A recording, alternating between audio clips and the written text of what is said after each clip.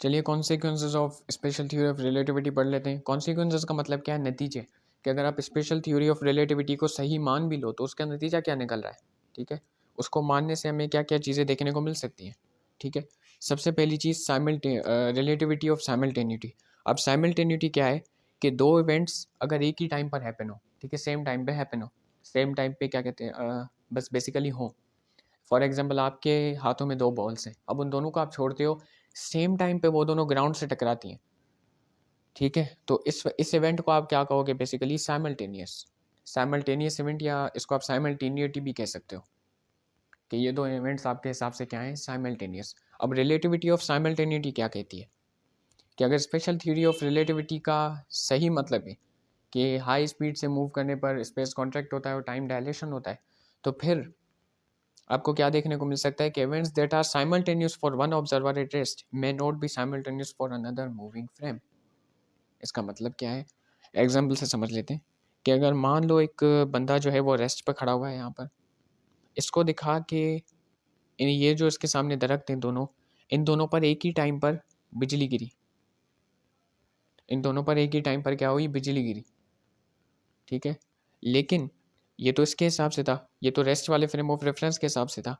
अब ये जो ऑब्जेक्ट मूव कर रहा है, ठीक है, मतलब इसकी स्पीड तकरीबन हाई होनी चाहिए। कितनी होनी चाहिए? मैं ये नहीं कह रहा हूँ कि स्पीड ऑफ लाइट जितना मूव कर रहा हो, नहीं। मान लो 0.5 ऑफ स्पीड ऑफ लाइट। ठीक है, इतनी बेसिकली रखी जाती है ताकि क्यों? ताकि आपको जो क्या कहते हैं, ये जो सारे इफेक्ट्स हो वो देखने को विजिबल हो। ठीक है जी। अब ये बंदा इस स्पीड से मूव कर रहा है, बहुत ज़्यादा स्पीड इसकी बताई मैंने कितनी है।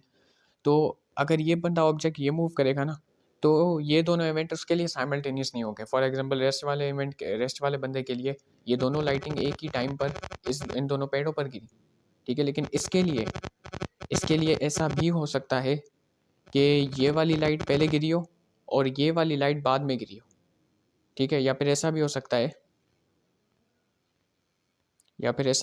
है कि ये वाली लाइट पहले गिरी हो और ये वाली लाइट बाद में गिरी हो। ठीक है, मतलब इसके लिए ये दोनों इवेंट सेम टाइम पे हैपन ही नहीं हुए, लेकिन रेस्ट वाले ऑब्जर्वर के लिए हुए। तो यही कहती है रिलेटिविटी ऑफ साइमल्टेनिटी कि अगर एक ऑब्जर्वर के लिए, एक रेस्ट वाले ऑब्जर्वर के लिए अगर दोनों इवेंट जो है साइमल्टेनियस हों, तो ऐसा ज़रूरी नहीं है कि मूविंग फ्रेम के लिए भी वही दोनों इवेंट साइमल्टेनियस हों। ठीक है जी।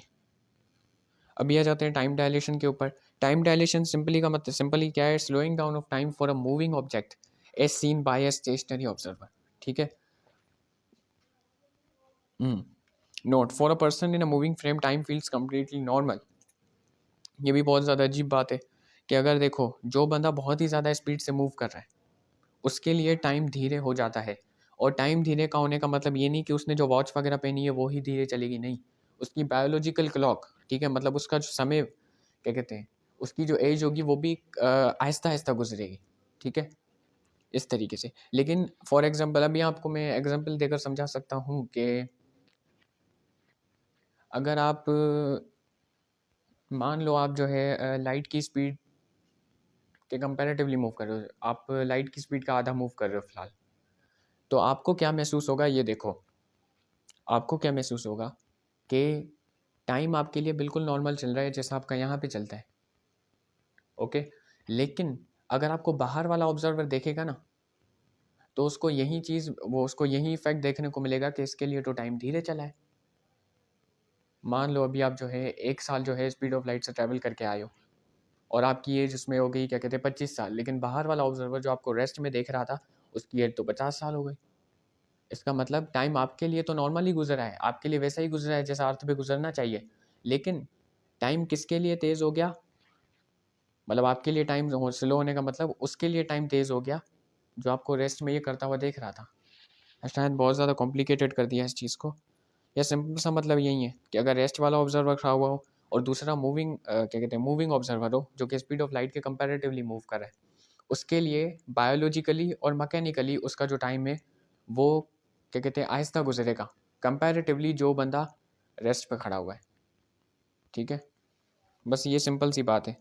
और एक और चीज़ कि अगर आप मूविंग फ्रेम के अंदर हो तो आपके लिए टाइम जो है वो कम्प्लीटली नॉर्मल आपको फील होगा। आपको ये फील ही नहीं होगा कि टाइम मेरे लिए धीरे भी हुआ है। लेकिन जब आप क्या कहते हैं, बहुत ही ज़्यादा स्पीड ऑफ लाइट से ट्रैवल करके वापस आओगे और आप उस बंदे को देखोगे जो रेस्ट में था, तो जब आप उसको खुद से कंपेयर करोगे फिर आपको ये इफेक्ट नज़र आएगा कि ओ भाई टाइम तो धीरे बीता था मेरे लिए। तो आपको ये रियलाइज़ तभी होगा। इसलिए कहा जाता है कि ये इफेक्ट उसके ऊपर होता है जो आपको करता हुआ देख रहा है। अभी टाइम डायलेशन की ये आपकी इक्वेशन है, ठीक है। इसमें आपको ये पता होना चाहिए कि टी और टी नॉट का मतलब क्या है, बाकी चीज़ें तो आपको पता है। ये जो है ऑब्जर्वर की स्पीड है, ये लाइट की स्पीड है। ये जो टी नॉट है वो क्या है, प्रॉपर टाइम है। प्रॉपर टाइम का मतलब ये वो उस बंदे का टाइम है जो बंदा रेस्ट में आपको स्पीड ऑफ लाइट से या फिर स्पीड ऑफ लाइट के कंपैरेटिवली मूव होता हुआ देख रहा था, ये उसके लिए वो टाइम है, ये नॉर्मल टाइम। और ये वाला टाइम वो है, ये वो वाला टाइम है जो आपके लिए गुजरा है।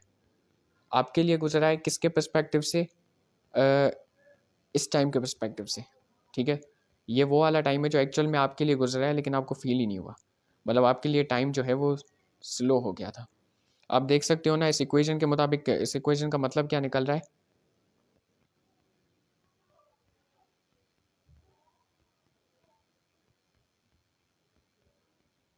इस इक्वेशन का मतलब क्या निकल रहा है कि टाइम जो है आपका डायलेट हो गया है।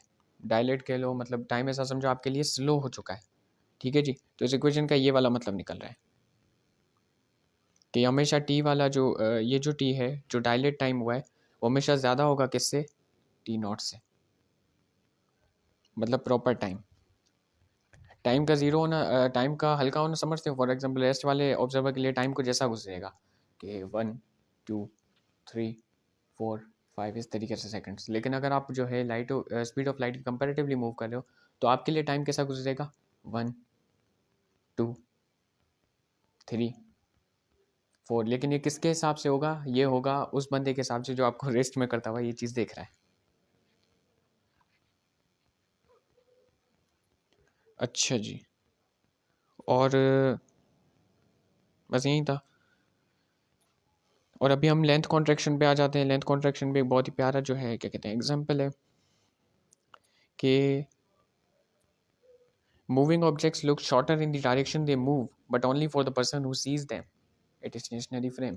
फॉर एग्जाम्पल दो पर्सन खड़े हुए हैं, आपको ऐसे नहीं दिखा रहा मैं, ऐसे दिखा रहा हूँ, ठीक है। अभी आप तो रेस्ट पर हो ना, ठीक है। मान लो आप रेस्ट पर हो और आप इस बॉल को ऑब्जर्व कर रहे हो। पहले इसकी स्पीड जीरो है, अच्छा अब ये किसी ना किसी स्पीड से मूव कर रहा है नॉर्मली, ठीक है। लेकिन अगर इसकी स्पीड अप्रोच कर रही है स्पीड ऑफ लाइट को, मतलब इसकी स्पीड जो है वो कंपैरेटिवली स्पीड ऑफ लाइट के बराबर ही है, कंपैरेटिवली, ठीक है। बराबर बिल्कुल नहीं है, कंपैरेटिवली। तो आपको ये ऑब्जेक्ट जिस डायरेक्शन में मूव कर रहा है उस डायरेक्शन में ये छोटा होता हुआ नजर आएगा। लेकिन ये किसको नजर आएगा, सिर्फ आपको ही नजर आएगा, ठीक है। अगर आप बॉल के अंदर हो, अगर कोई और इंसान बॉल के अंदर है तो उसके हिसाब से अगर आप देखोगे तो पूरा जो स्पेस है वो ही कॉन्ट्रैक्ट हो चुका होगा। ये एग्जांपल समझ में आया कि अगर आपके हिसाब से देखा जाए तो उस ऑब्जेक्ट की जो लेंथ है उसके ही डायरेक्शन में वो कॉन्ट्रैक्ट हो चुकी है। लेकिन अगर कोई और इंसान इस बॉल के अंदर है या इस बॉल की जगह ले रहा है तो उसके हिसाब से ये पूरा का पूरा स्पेस ही है वो ही कॉन्ट्रैक्ट हो जाएगा और इसकी साइज सेम ही रहेगी, ठीक है। तो दोनों के ऑब्जर्वेशन में फ़र्क आएगा। और मास वेरिएशन के ऊपर आ जाते हैं। मास वेरिएशन में एक बहुत ही प्यारी बात है कि मास डिपेंड्स अपॉन स्पीड, ठीक है। मतलब जितनी ज़्यादा आपकी स्पीड उतना ही ज़्यादा आपका मास, ठीक है। और स्पीड के दौरान, ठीक है, अगर आप स्पीड के दौरान अगर आपका मास कैलकुलेट किया जाएगा तो वो मास हमेशा ज़्यादा आएगा अगर आप रेस्ट पर खड़े हुए हो, ठीक है। लेकिन ये स्पीड भी क्या कहते हैं, ये वाली स्पीड होनी चाहिए। ये नॉर्मल वाली स्पीड की बात नहीं कर रहा, उसमें तो आपको फ़र्क ही नहीं देखने को मिलेगा। आपकी स्पीड अप्रोच करनी चाहिए स्पीड ऑफ लाइट से। ये याद रखना, अप्रोच और बराबर में फ़र्क होता है। अच्छा जी। और ये रही मास वेरिएशन की इक्वेशन के, एक बंदा है उसका जो रेस्ट का मास है, मतलब अगर फॉर एग्जांपल वो अर्थ पे खड़ा हुआ है तो उसका जो मास है वो ये है। लेकिन वो लाइट की स्पीड से अगर मूव करना शुरू कर दे स्पेस के अंदर तो उसका मास क्या निकलेगा, ये वाला मास निकलेगा, ठीक है। और इस इक्वेशन से तुम्हें पता चल रहा है कि रिलेटिविस्टिक मास मतलब m is always greater than m not, ठीक है। एम का मतलब है मूविंग मास या आप उसको रिलेटिविस्टिक मास कह सकते हो। और एम नॉट का मतलब है रेस्ट मास, मतलब रेस्ट में आपका मास क्या है। और एम जो है वो मूविंग मास, मतलब अब जब आप मूव कर रहे हो तो उस वक्त आपका मास क्या है। और ये क्यों इंक्रीज होता है वो भी आपको ज़रा बताते हैं कि मास क्यों इंक्रीज होता है जब आप स्पीड में होते हो। तो उसका आप यहीं से मास एनर्जी रिलेशन पहले पढ़ लो कि मास एनर्जी रिलेशन आपको पता तो होगा वैसे, E is equals to m c square आपने पता है, आपने पढ़ी भी होगी। ये इक्वेशन क्या ज़ाहिर करती है कि mass is the condensed form of energy, मतलब एनर्जी को अगर कंडेंस कर दो तो वो बेसिकली क्या है, मास है। और E is equal to m c square आपको यही बताती है कि mass can be converted into energy and energy can also be converted into mass, they are interconvertible. अच्छा जी, अभी अगर कोई इंसान रेस्ट पर है तो उसकी एनर्जी आप कैसे कैलकुलेट करोगे? अगर कोई इंसान रेस्ट पर है तो उसकी एनर्जी कैसे कैलकुलेट करोगे? उसका रेस्ट मास को मल्टीप्लाई करवा दो स्पीड ऑफ लाइट के स्क्वायर से, तो आपको उसकी वो एनर्जी मिल जाएगी जो उसकी रेस्ट पर है। ठीक है जी। लेकिन अगर कोई ऑब्जेक्ट मोशन में है तो मोशन में अगर आपने नाइन्थ की फिजिक्स पढ़ी है तो आपको पता हो जब आप मूव कर रहे हो तो आपके अंदर कौन सी एनर्जी होती है, काइनेटिक एनर्जी।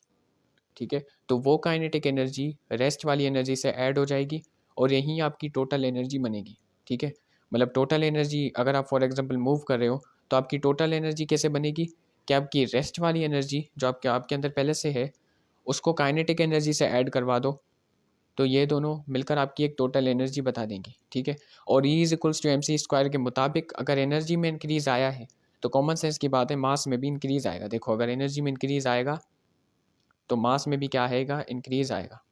ठीक है, तो इसी एडिशनल काइनेटिक एनर्जी की वजह से ही आपका मास, आपका जो मूविंग मास है वो हमेशा ज़्यादा होता है। ठीक है, लेकिन अगर आप इसी इक्वेशन को अभी यहाँ पर क्या कर दो, रीअरेंज कर दो और आपको ये फाइंड करना हो कि अपनी काइनेटिक एनर्जी कितनी है और आपको ये गिवन हो कि आपकी ई नोट और ई कितनी है, फिर आप काइनेटिक एनर्जी आराम से फाइंड कर दोगे। लेकिन आपको कभी कभी न्यूमेरिकल में डायरेक्ट नहीं देगा, आपको न्यूमेरिकल में अपना रेस्ट मास बताए, मूविंग मास बताएगा, रेस्ट मास बताएगा, फिर लाइट की स्पीड का स्क्वायर आपको पता है, उससे आप अपनी काइनेटिक एनर्जी मालूम कर सकते हो। ये वाला फॉर्मूला है, ये इसी को रीअरेंज करके बना है। ठीक है जी, अभी रिलेटिविस्टिक फैक्टर के ऊपर आ जाते हैं जिसको आप लॉरेंस फैक्टर भी कहते हो प्यार से।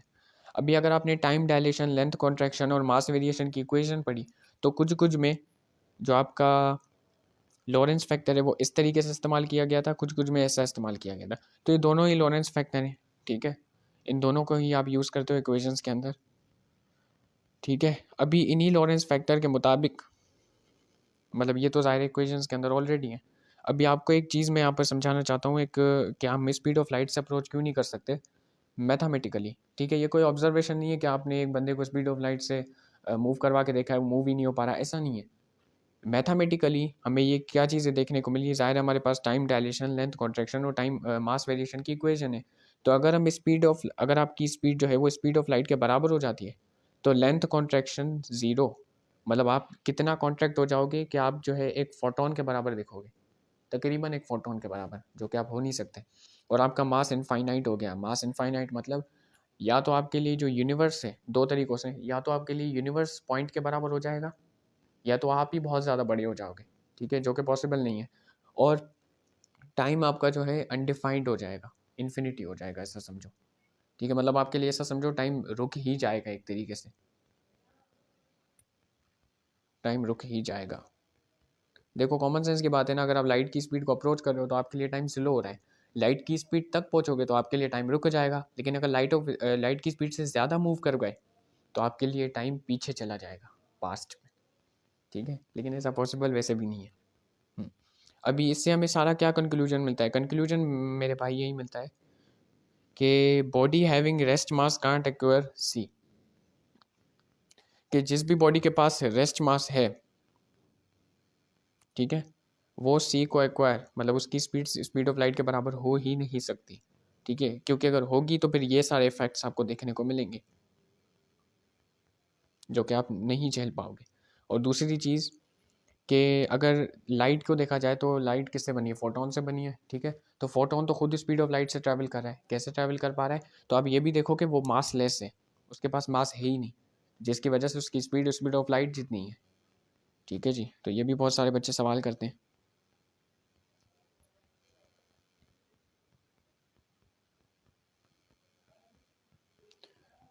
अच्छा यार, आज का वीडियो यहीं तक था, अभी जनरल थ्योरी ऑफ रिलेटिविटी भी पूरा करेंगे।